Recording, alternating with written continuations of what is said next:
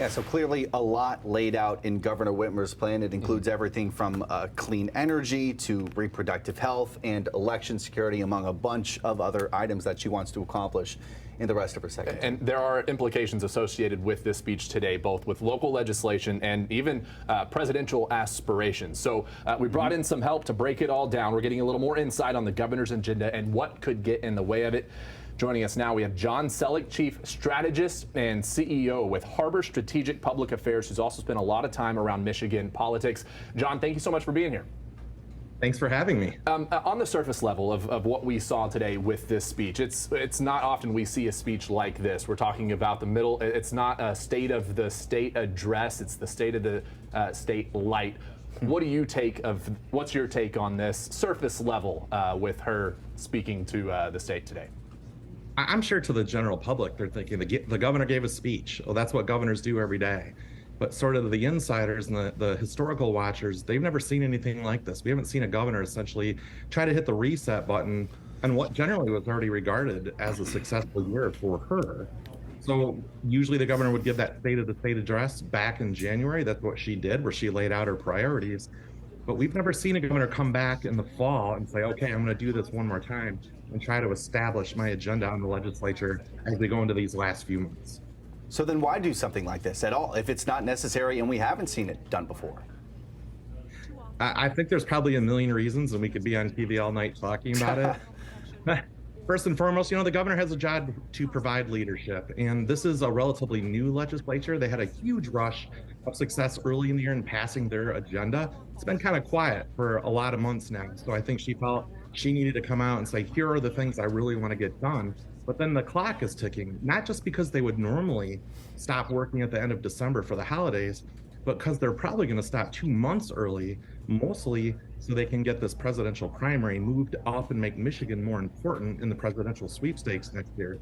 But then, as you guys mentioned in the package, there are 2 Democratic members who may win local mayor races in November, and if they do, the House will be in a 54-54 tie. Now, you might think it's their job to come back and then work with the Republicans and the elected Republicans in West Michigan. It kind of looks like they don't want to do that. They want to exercise a majority while they still can, and if they lose those 2 members to the mayorships, then they're going to call it quits a little bit early. Yeah, and so obviously there's timing to this. They're trying to rush some of this through. But also today we had a Republican representative, Brian Posthumous, tell us that this speech was Governor Whitmer launching her presidential campaign. I know there's been speculation surrounding Governor Whitmer for a long time about her presidential aspirations. What's your take in that regard? Well, Representative Posthumous is a smart guy. He's been around politics a long time, and I tend to agree with him on this front. It would be impossible for almost anybody to say that presidential politics are not involved, some of which is the governor's fault, but a lot of it's not. But nonetheless, it's there, and she's trying to take advantage and put herself into the position to be successful if she should be. The approval ratings, the incredibly low approval ratings that President Biden is suffering from, puts him in danger. He won Kent County. He won some other places that Democrats didn't used to win in 2020. It's not feeling so good this time around. And there's a lot of rumors and scuttlebutt that he could step aside or something else could go on. And then somebody's got to step into place. And I'm sure as Governor Whitmer looks around at some of these other governors, he's like, if they can do it, so can I. So I'm going to give this kind of speech that I did today that looks like almost like a State of the Union. Her team is really good at stagecraft. They put a lot of work into the visuals alone of the speech, making sure they had a packed room, a great stage, a great speech with big picture ideas that are already catching some controversy. So those are going to guarantee they lead the headlines for the next several weeks. And we can see how important it was to her and to West Michigan, because we saw, Mayor Bliss and Senator Brinks both there in Lansing today for this speech, even though there's no legislative session today. It would obviously help her presidential aspirations if she was able to accomplish a lot of the goals that she set for the rest of her term. We did have a graphic that just kind of outlined some of the big ticket items that she wanted to accomplish. Most of them, there they are on the screen. Not sure if you can see them, but goes over clean energy, medical leave for families, healthcare and prescription drug costs. A lot is up there. How likely do you think it is that she'll garner bipartisan support for these items that are listed? And with the Democratic majority, does she even need that? Well, technically with the Democratic majority, she doesn't need bipartisan. And a lot of their political folks that want to keep that House majority, a year from now in the election are thinking, hey, I don't mind if the GOP tries to be stubborn and says, no, you're doing it, you're forcing it down our throats in a way that you're not negotiating with us. So we're going to all vote no. And they would love to pocket those no votes on the GOP and use them against them in the election next year. But these are bread and butter Democratic policy maneuvers here that she wants to pass. What I tend to think is interesting when we watch it is because these kind of speeches aren't usually given, the governor doesn't come back and say, in 2 months, I'm going to pass all this stuff. She's actually putting her reputation on the line. And so that either tells me she just needed to, for all these different reasons we've talked to you about, or all this stuff is already greased and ready to go. That even though they have a 1-vote majority essentially in the House, that they're going to pass all this stuff and they've already done all the work over the summer. And that is what would make Governor Whitmer look impressive both in the eyes of voters here and the national watchers who are seeing what she's doing. So she is putting herself a little bit more at risk. My guess is they've done a lot of homework and are probably going to jam a lot of this through relatively quickly. All right. John Sellek with Harbor Strategic Public Affairs. John, we appreciate your time. Thank you so much. Today, we've celebrated the progress we've made together and started an essential conversation about what's next by climate change. Governor Whitmer outlining her administration's plans for the final months of the year today as part of her What's Next address. We touched on some of her top priorities earlier in our newscast. That includes a 100% clean energy standard, the codification of protections under the Affordable Care Act, paid family and medical leave, and much more. There's a lot to break down here with even presidential aspiration implications. So we're getting a little more insight on the governor's agenda and what could get in the way of it. Joining us now, we have John Sellek, Chief Strategist and CEO with Harbor Strategic Public Affairs, who's also spent a lot of time around Michigan politics. John, thank you so much for being here again.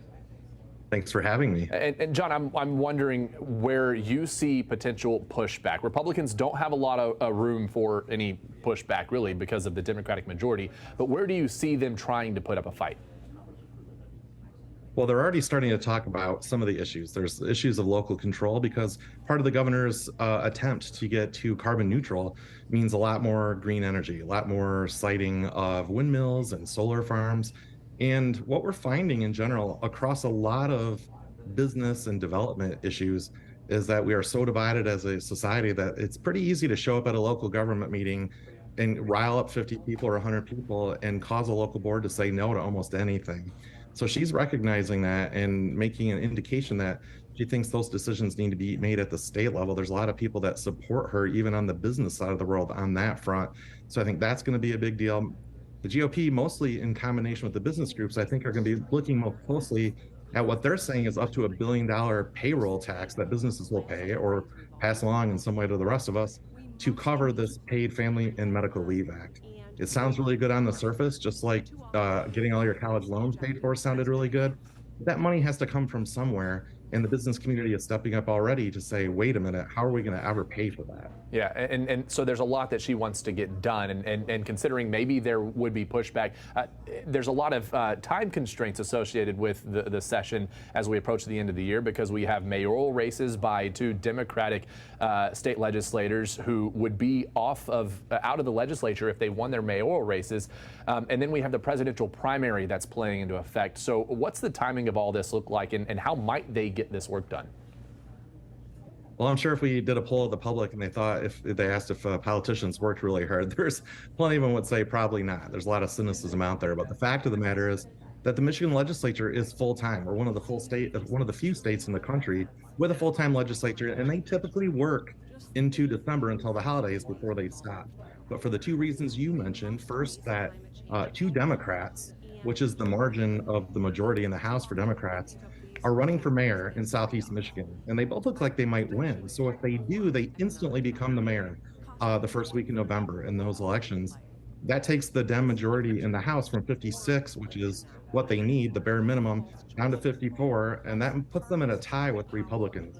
And it kind of looks like they don't want to deal with that for the last few months until the governor calls a special election and tries to replace those seats. So we have that pressure on the front end of November, and then toward the end of November is this deadline to get out of town, shut down the legislature. So the presidential primary bill, which moves Michigan up into February, makes it more important in the Democratic primary slot, depending on whether Joe Biden runs or if he doesn't run, someone else, like somebody here in Michigan, Governor Whitmer.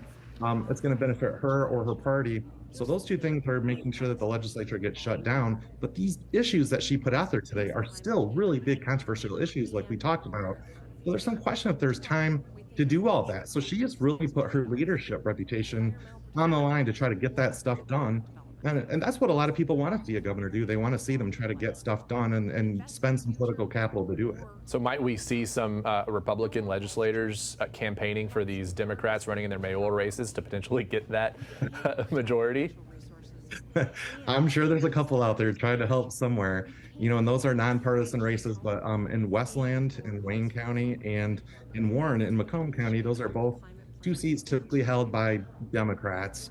The folks that are running those elections are down to the runoff, so it's a one-on-one election, and it kind of looks like both of them could win. So yeah, I'm sure there's going to be a little assistance there, whether it's in spirit or in actual action. Sure. But the Democrats realize that that's a likelihood. So they're taking these steps to say, hey, look, we've got an agenda. We're going to keep the legislature really focused. And even then, just to add one more wrinkle, even after the legislature shuts down, the governor does have a special but almost never used power to call what they call a special session. Hasn't been done since the 60s, the 1960s. But she could do that and bring them back for a couple of these harder issues where you can only focus on that one issue. So there's a lot of things coming before we make it to Christmas. Got it. Okay. Well, we will keep in touch, and we'll invite you back for more insight because it's been valuable. We appreciate your time, John. Thanks a lot. Have a good one. You too.